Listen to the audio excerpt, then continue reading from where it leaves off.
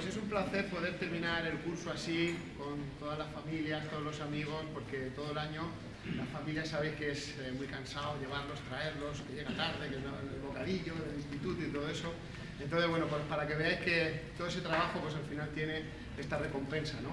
Y es muy bonito también ver pues todo, ver representado prácticamente todo lo que es el aula de saxofón, desde primero a sexto, hay alumnos del primero de elemental a sexto de profesional, y en los diferentes grupos pues que veáis un poco lo que podemos hacer en el minuto 1 hasta prácticamente algunos compañeros que se despiden hoy de nuestro centro. Entonces, bueno, pues agradeceros la presencia aquí, espero que hayáis traído paraguas porque se está poniendo la cosa un poco fea, pero si no lo volvemos a repetir y estamos aquí hasta que se acabe. Bueno, hemos interpretado el primer movimiento de una pieza que se llama Palladio.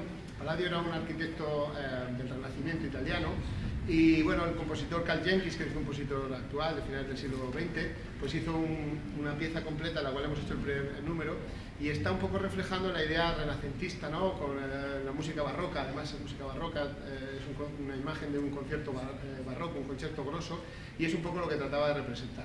Evidentemente no es una pieza original para el conjunto de saxofones, pero bueno, hay una adaptación muy chula y espero que os haya gustado.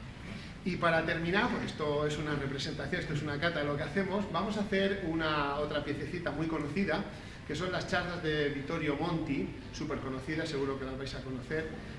Una charda es una música que proviene de Europa del Este, de la zona de Hungría, la antigua Bohemia y demás. Y entonces esta charda se hizo en el año 1904 y se hizo muy popular, original para violín. Y bueno, hay millones de adaptaciones y vamos a hacer la nuestra, ¿no? Que por supuesto es la mejor, claramente. Entonces, y como va a ser la mejor, pues vais a aplaudir muy fuerte porque es que es verdad, es la mejor y lo vamos a hacer muy bien.